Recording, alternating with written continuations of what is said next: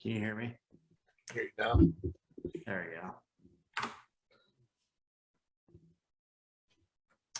Okay.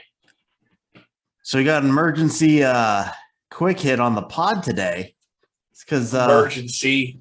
Come on. We're just talking about a Cowboy and a Patriot.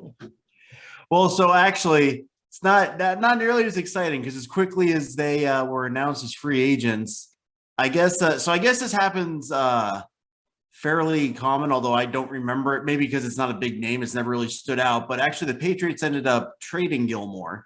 Yep. I don't know if you caught that, but I guess it's a thing where a team will announce that they're going to release a guy. And then, he's not officially released until like 4:00 or something. And so in the meantime, teams will reach out and say, hey, we'll trade you for him instead of letting him hit the open market. And then now that I looked it up, it looks like Smith is actually finalizing a deal with the Packers. So the Packers are getting a Pro Bowl linebacker. And kudos to Andy from the Facebook page. Called that one last night. Did he now? Yeah, he did. Oh. Yeah. Maybe his dog is onto something. The dog is frequently right. Like maybe even Atticus Davis picking winners right. Kind of frequency. Let's not go that far. Broken clock's right. But yeah, so I will say I'm a little disappointed that the Browns didn't really get a chance to take a shot at Gilmore. He's been linked to the Browns in trade talks for like the last 2 or 3 seasons. So it's really, I'm assuming the Browns were waiting until he hit the open market because they have some cap space. They're probably going to try and nail down a 1-year deal, I'd assume, or maybe the rest of this year or something like that. But good. So he's going to the Panthers. Which player do you think will have the more immediate and ultimately bigger impact for the team they're getting reassigned to?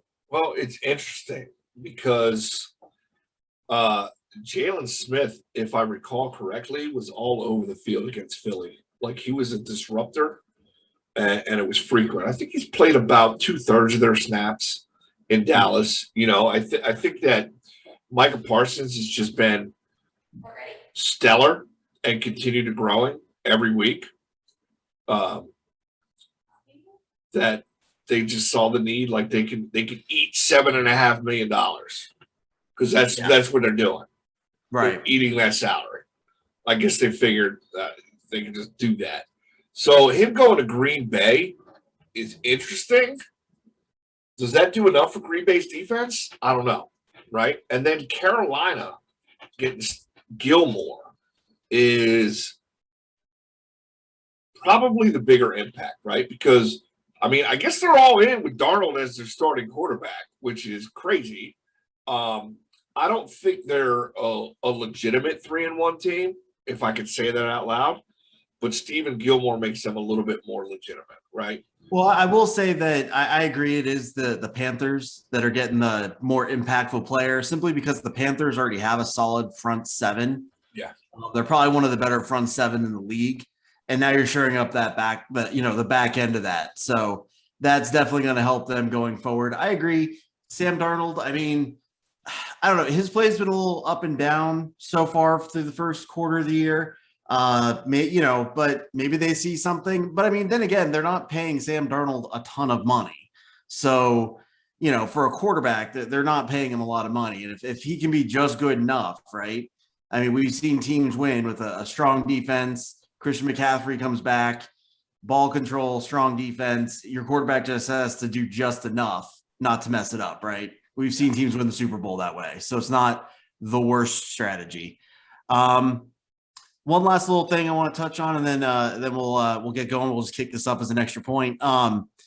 Urban Meyer, it's gotten a little himself in a situation, shall we say? We didn't really talk about it too much the other day. Is he done? Is it? Is this Yeah. curtains? Yeah. He's fired before the end of the season. You He think should he this? should have quit. He should have resigned under this, right? And like Mhm. I didn't see the video. I only read bits and pieces because it Urban Meyer's not at the top of the food chain for me when it comes to breaking news. But then it exploded apparently. It went viral. Uh, you know, dirty old man, I guess. I can't, Mhm. but apparently you can't do that in today's world. So my question for you then is, assuming he's gone by, let's just say mid-season, uh, is this Bieniemy's? Does he finally get a shot? I feel like young quarterback. He This should. is he's going to go somewhere, right? Like sooner or later, someone's going to come and get him. Why not now? Why not the Jags? You got a young, promising quarterback. Just do it. Do the right thing, Jaguars. Get some consistency. Come on. I mean, unless there's just something in the closet with Eric Bieniemy, man. Like, on. Right. And that's the thing. Like the thing though is, I guess for me, what has to be in the closet to make Urban, like, because I don't think anyone was super on board with the Urban Meyer, because I was like, it was a head scratcher when that happened. And I just, what could Eric Bieniemy possibly be hiding that makes Urban Meyer seem like the better candidate? I don't know. I don't know either, right? Like, it's weird. He should be a head coach. Yeah. But I'd bet money that he won't be if the Jags job opens. I'd bet money that it's not going to be Eric Bieniemy. Where do you think they look? I don't know. I mean, I have no other answer. It could be you for all I know. I mean, I can drop a couple plays in the dirt. We can I just don't. I don't understand why he doesn't already have one. Right. It's kind of like Deuce Staley, right? Like everybody in Philly, clamoring for years, give it to Deuce, give it to Deuce. They made him an honorary assistant head coach at one point, and now where is he? Indianapolis, Detroit, one of those, somewhere. Yeah, he's somewhere. I'd have to look it up. I would too, but he went somewhere. So, I mean, to be a head coach in the NFL, more importantly than anything else, you have to be a leader, right? Right. And I don't know what happens in the interview process with people. It's the same thing with my job, right? Like, I don't look for the best clinicians, right, to fill executive director roles. I look for the best leader. Like, what grinds your gears? What gets you motivated? Who inspires you? Right? Like those what do you think the top qualities are to be an NFL football coach, head coach? Leadership, the ability. I mean, I guess it depends because you have a wide variety, but like consistency, the ability to motivate, the ability to, you gotta be able to win. Obviously, you gotta be able to stay cool, but it really depends because successful coaches in the NFL run the gamut. You have Bill Belichick's, you have Pete Carroll's. Both are successful in their own right, and both are successful for different reasons. There's a little bit of luck, I think, in being a good head coach. But then again, you've seen people like Jim Harbaugh.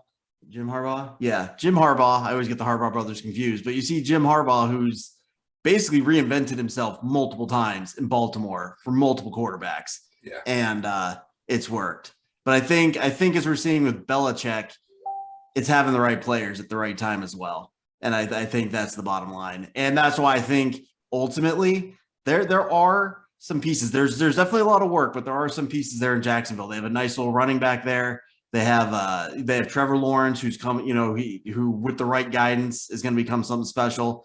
They're not, I think, as far away as maybe a lot of people think they are. I'm not saying next year they're ready to go, but they need a legitimate number one wide receiver, right? Because even though Shark's out for the season with his broken leg, it's not Shark. It's not Levesque or whatever his name is, right? I can't even pronounce his name correctly. Knowles is the other one. Yeah, it's not him, right? So they need a legitimate number one wide receiver. They need to obviously shore up the offensive line, and they got a couple studs on defense, but they need a couple. They need some bookends or at least one. They need someone in the middle that can disrupt. So yeah, they got to build some pieces. They got a nice running back sitting on the shelf right now with an ACL. Yeah. So they definitely have some pieces, so to speak. But it's Jacksonville, man. They've always had pieces, and then I don't know what they do. They blow it up and start over. That's just what they do.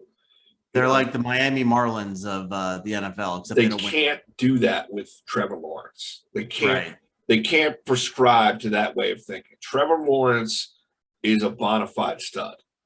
Right. I'm watching him grow every week. But back to your first question, right? Like, who makes a bigger impact? Like Carolina, for all the talk about how stout their front seven was, right? Got exposed for 245 yards against the Dallas Cowboys. Yeah, Dak threw for 4 touchdowns. He only passed for 188. They ran for 245. They got Philly this week. I'm not picking Philly, right? Just not until they show me that the coach can make good decisions. I'm not picking Philly. But Philly can play ball, man. They got some weapons on offense. Well, you beat the Jets, you beat New Orleans, who is 6-1, half dozen the other. They lost to the Giants, for Christ's sake, and they beat Houston. So how good is Carolina?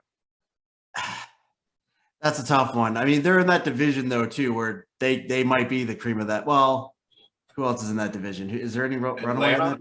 New Orleans? Nope.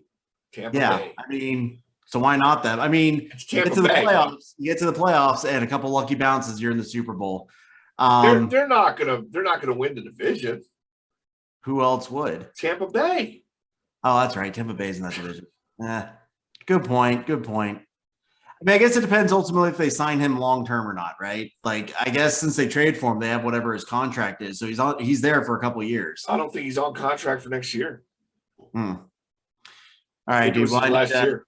I need to get going, but glad we got this chance to talk. Quick hitter, man. Quick hitter. Quick hitter. I'll catch you later, bro. All right, brother.